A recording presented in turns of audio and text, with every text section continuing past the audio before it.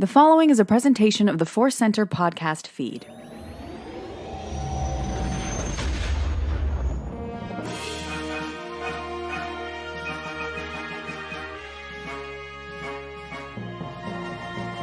As Obi-Wan Kenobi once said, hello there, and welcome to Force Center Presents Databank Dive. I'm Ken Napzok. And I'm Joseph Scrimshaw, and I'm excited to be saying hello there to our topic today. We're having a ton of fun doing this show. We're diving into the weirder, the wilder, sometimes the funnier side of characters, places, stuff in Star Wars. Really enjoying doing this, Ken. Yeah, we had a lot of fun doing this for the fine folks over the Companion. There's a full season over there exclusively on the Companion app. Great sci-fi source if you like Star Trek, Stargate, Star Wars, and all those kind of things. Not just stars, other things as well. But we had so much fun. Part of the fun of doing this is we, when we pick it out, we alternate the topic. So we don't necessarily surprise each other with it on this particular show, but we know what's coming in. But we surprise each other in the email for what's coming. And, I felt this was time. I had the power today, and I was like, I thought we did this already. No, we did not. I think we've just celebrated or talked or discussed this beast of burden a lot. So today, Joseph, we are going to Tatooine to discuss the Eopie. Oh, I am thrilled to talk about Eopies, and what a great opportunity. Let's see how many times we can actually just say the word Eopie, which is a very fun word to say. It sounds like something that I would say accidentally while tripping. Eopie. Absolutely. So as we always do, we start with the basic info, and sometimes we always go to StarWars.com and the Databank, which is a really fun thing to do if you just haven't done that.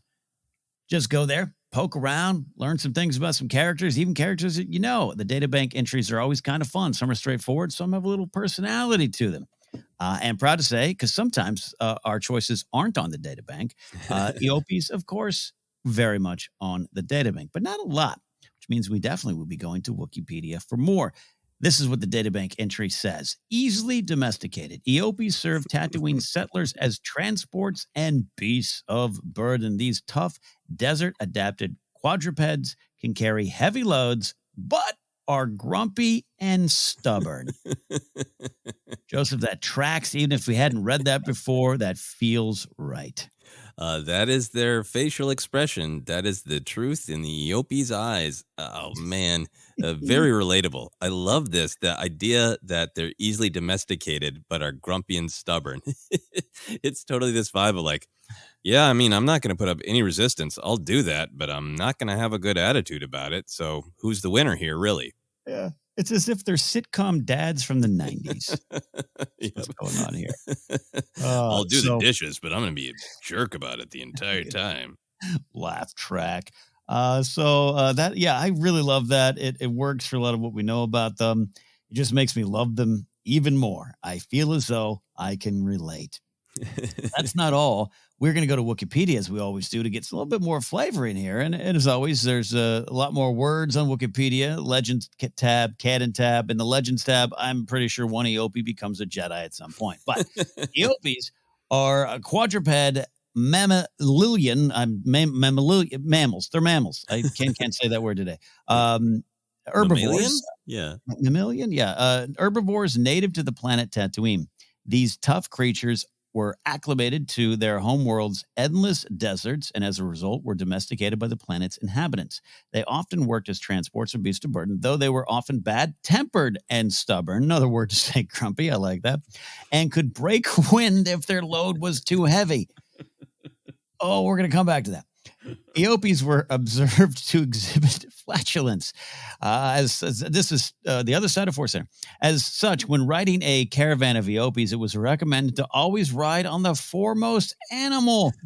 Though herbivores by nature, they, much like banthas, were able to consume meat with no ill effects, as shown when Obi-Wan Kenobi's personal Eopie happily munched at the scraps of meat he fed her on a daily basis during his exile on Tatooine.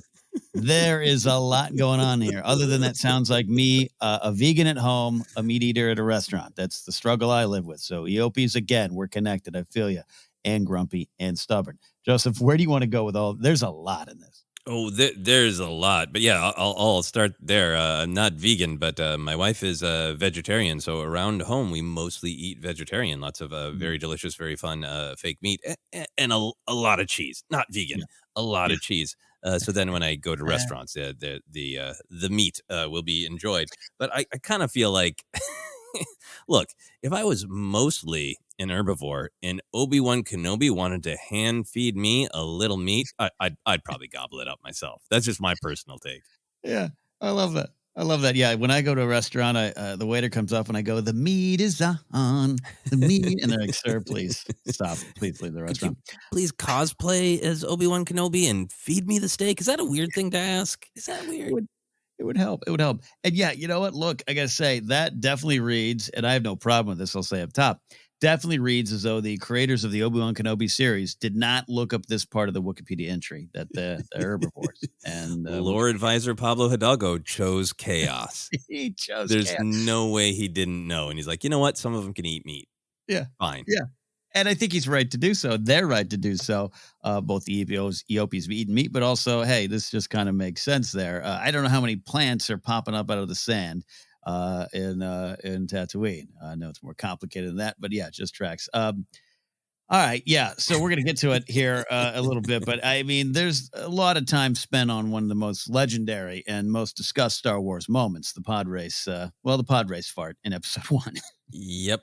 Yep. I love the way it's written in the entry. Could break wind if their load was too heavy. That's like, it's clearly like, hey, you put too much on their back, they're going to fart in your face. That's what's being said. But the way it's said almost sounds like a beautiful country song. You know, Yes, if your load is too heavy, baby, I'll help you break the wind. Like it almost sounds majestic. yes. Yes, I've heard that song at the Grand Ole Opry. I think George Jones sang it. Yeah, no, lovely. Yeah, we're gonna come back to that. Put a big pin in that. Put a big pod race flag in that.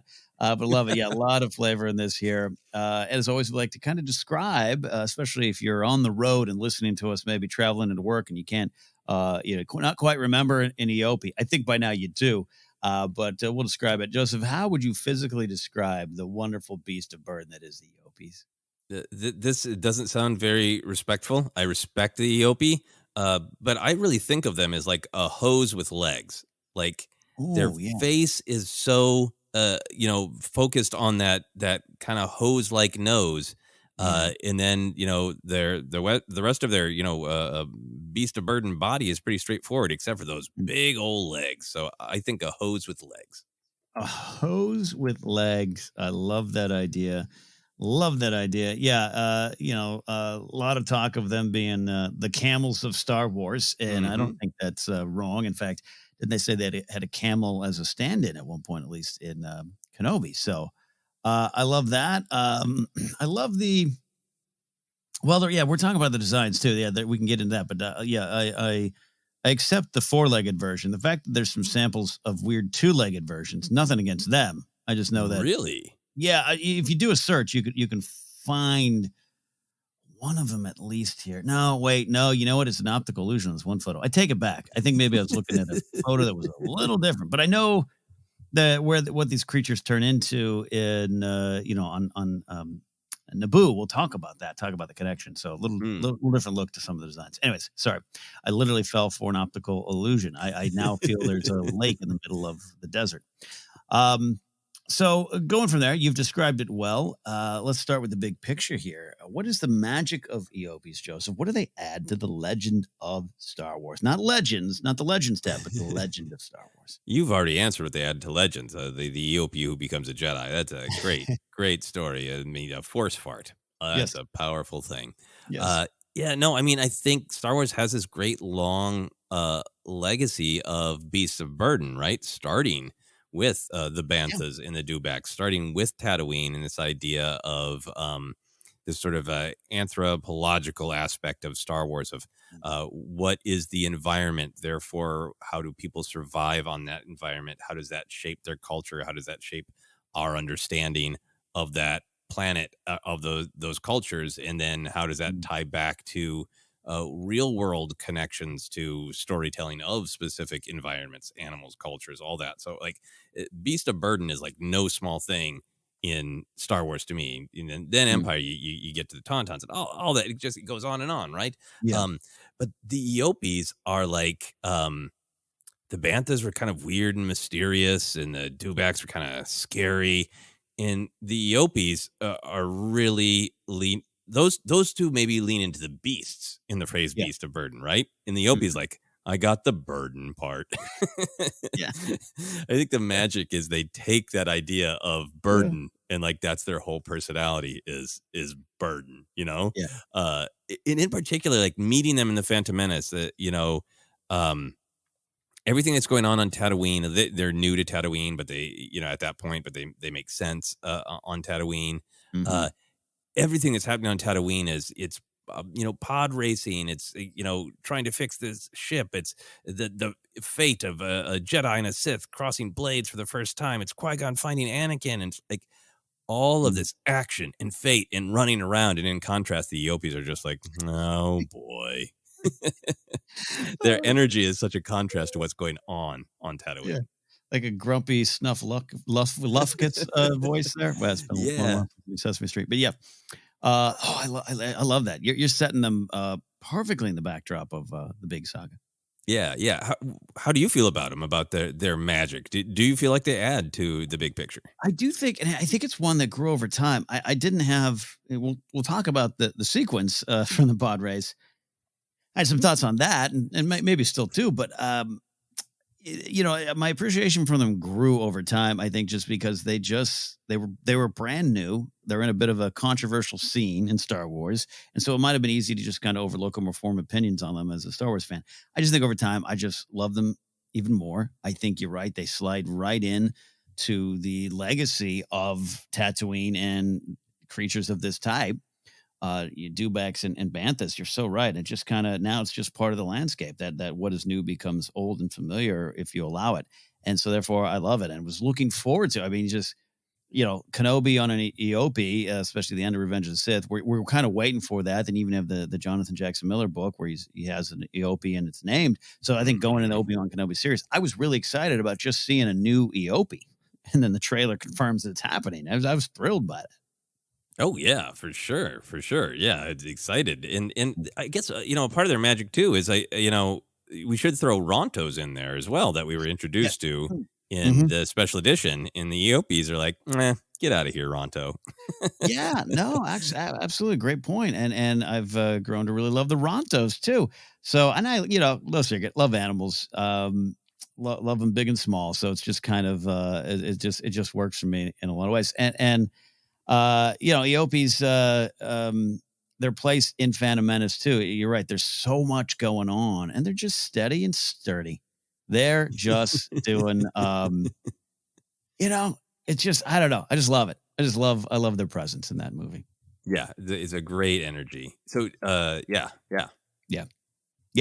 So, I want to go to there right now. Let's not bury this lead here. Let's go back to Phantom Menace. Let's go to the initial reaction to Eopies, and we'll include a little bit of it of that scene. I also have another question about that to be certain, but coming out of the theater in '99, Eopie thoughts then, and particularly Eopie thoughts at a pod race. I think back in '99, I think Eopies, I was kind of excited to see something new. I was excited to probably buy some new, figures that come with their Beast of Burden. And I liked the design fine, but I think somewhere deep down, I was like, what's this with the Eopies putting Dewbacks out of work? I thought Dewbacks were like that. Like the Banthas are the Tusken Raiders ride. Yeah. And then I kind of thought the Dewbacks were like, well, but that's the Beast of Burden, right? So I think there's a part of me that was mad at the Eopie for taking the Dewbacks place in the spotlight. And I think I had a secret wish for I was like, okay, the Dewbacks are probably like too big and even slower. Yeah. So like, are there any what's the race car at Dewbacks? Are there any little fast Dewbacks? Yeah. So I had some Dewback resistance, but I've come to love them more, which we can talk about with the farting and everything. But I think that was my initial reaction in '99.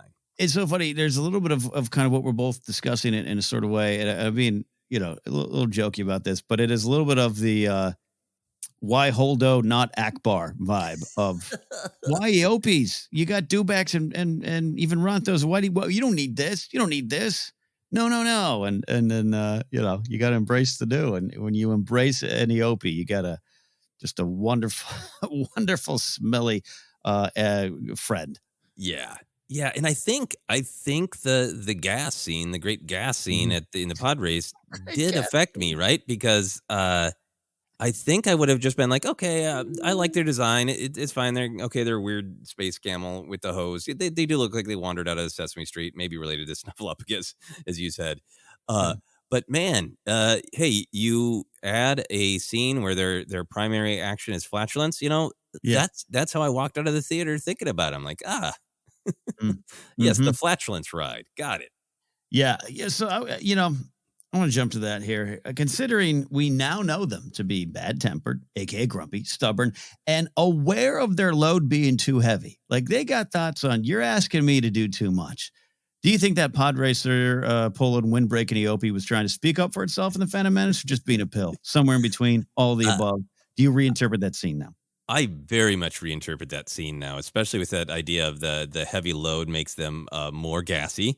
I don't think that Eopie had as much of a load at the time, so I'm going to interpret that as an emotional load will also make them fart. The timing is very suspect, right? The way that Eopie is just a few inches closer, Jar Jar, just a few inches closer. Yeah. Look, it's mischievous. It gives that look back. There's a lot going on. There's a lot of subtext in the scene, but I think just adds. I haven't since putting this episode together and now recording. I haven't rewatched Phantom Menace. I think I'm going to have to. I can't believe I'm saying this. 23-year-old Ken would just fall out of his Chili's chair at the Chili's bar. I think I have to rewatch Phantom Menace just to recontextualize this scene, just to go back with some new knowledge about what this Eopie's doing. And you know what recontextualized it for me was at some point I watched that extended cut of the pod race intro that's got, I think, more pod racers introduced. It's got longer with the flags, but it's got a much longer multi-part passing of gas from the Eopie. And after seeing that and marveling that, like, oh, wow, there was a much longer cut. Now when I watch Phantom Menace, like, this is tasteful and discreet in comparison to what the original cut was. Do you think, sub-question, that in the documentary Phantom Menace, the beginning, the great making of doc, that famous shot of Lucas after the screening going, I may have gone too far. Do you think that was edited out of context because the extra long gas pass scene? Maybe he was referring to that? Yeah, I don't think he was talking about the fact that it was like 4 different battles cut together with varying emotional tones. No, I think he's like, yeah, that second, the second phrase of 3 of farting, that was too far. Too far. And this is where, I defend the Eopie now in this moment. My reaction to, even in 99 and working through all my Phantom Menace thoughts, came out of the theater enjoying the pod race in general, really loving it, and really enjoyed the flag scene, the flag bearer scene, and the music, and it's epic, and it's a sweeping Star Wars moment, and it's kind of immediately undercut by this in my mind at the time. So even if there's some part of my heart that still really believes that, it's still not one of my favorite moments in Star Wars, I'll say, but I think I put the blame on the Eopie and not George himself. So I'm going to make a documentary, People versus George Lucas's fart jokes, and we'll go from there. But, so the Eopie is clear in my mind now. Yeah, no, I mean, I think, getting older and realizing this is really Lucas's intent is to have this kind of humor that is aimed at a younger audience, with Jar Jar stepping in the poo-poo and getting shocked and all that stuff. Is like, yeah, no, I mean, it's never going to be my favorite, but I get it. I get where it's coming from. And I always like beats more, especially like animal beats, when there's a sense of motivation from them, Yeah. The porgs almost igniting the lightsaber to the eye is funny because you can see they're just like curious creatures going like, what is it? So you understand where they're coming from. I like the extended cut of the father years on Canto Bight, because that extended cut makes it clear that they're like looking at the town like, let's F this place up. Yep. And taking that same energy here to this Eopie being like, this is a much longer and more stressful day than even I was expecting, and I need to let off some steam, literally. Yeah. Well, it makes me like it better. Yeah, it becomes a labor dispute, right? You talk about the politics of Phantom Menace. We need an Eopie podracer union, and That's he's speaking up for himself here. It's practically a protest sign, right? Exactly. Oh, that's hilarious. So in terms of Beasts of Burden in Star Wars, this isn't a Star Wars ranked episode. We're going to get back to doing some of those. But in terms of Beasts of Burden, how high on the list is Eopie for you right now? You've listed a few great ones, including the Father Years. I'd put in that category, even though they're being used more for racing at this point. But yeah. I think the Eopies have snuck up and they've surprised me. I think like the bantha is like very weird and alien, even though it's elephant like. It's still there's something just weird about it. The dewbacks kind of tapped into, especially when it's young, the dinosaur fascination. So I think the Eopies at first I was like, maybe they're not as cool. But as I've gotten older and spent more time with them and there's been more storytelling, I like their design that they match Tatooine. They are of that environment, right? They just kind of look naturally like it is the camel connection, that they just look of the desert. And I kind of have come to really appreciate how good their design is, not to be like bonkers fantasy creature, but to be of that environment and speak to what life is like on that environment. So I've come to appreciate their design a lot more.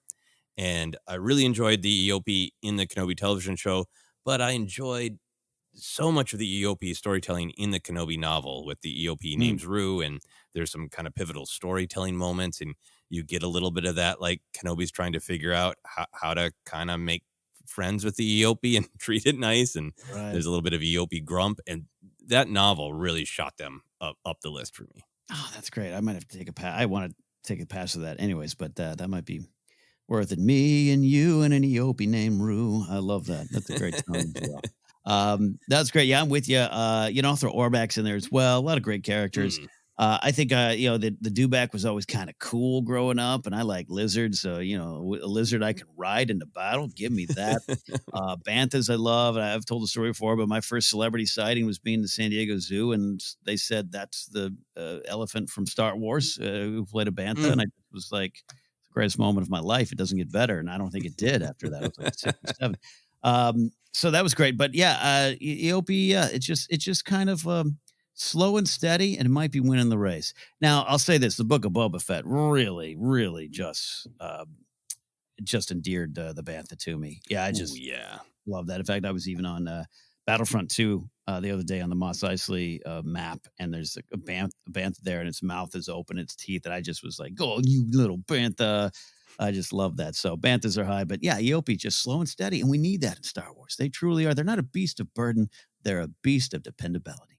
Yeah, and Kenobi wanting to treat his Eopie well and be friends with it. I love that he steals this little bit of meat to keep the Eopie happy. That's lovely. Oh, it's a not a save the cat moment. It's a save the Eopie moment in screenwriting. I love that.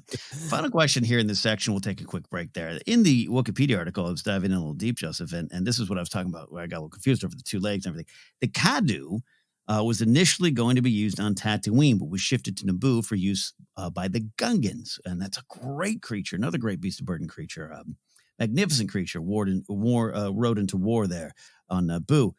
So. Would that? How do you feel? That's a big what if. What if Eopies were used by the Gungans? What if they kept Kadus on Tatooine and said, well, let's put Eopies and their flatulence over on Naboo for the Gungans? Yeah, man.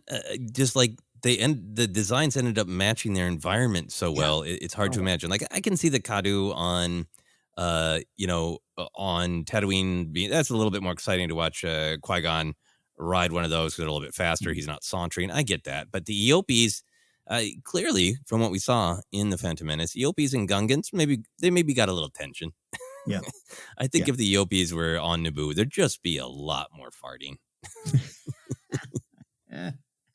Yeah, and it's just more entertaining to me that the Jar Jar versus the Eopie. Now there's some behind the scenes tension of, I wasn't even supposed to be here. This Gungan making me lift all this stuff, pull all this Making me stuff. lift this blah, blah, Oh, blah. Yeah. Love it. Love it. Great stuff. Great stuff. Yeah, love both creatures. And it all kind of works out the way it needs to be. You're so right about the Eopie just kind of being of Tatooine and looking like it belongs on Tatooine. So all works out well. But hey, that's the thing with some of Star Wars histories and lore behind the scenes stuff. It is almost everything is changed and you'll never see it again. It's like you could never think of Kadus would not have been Kadus if they were on Tatooine to us. So Nope. On that note, we're going to take a quick break. On the other side, we're going to finish up our Databank dive into the Eopies. Stick around here for more Force Center.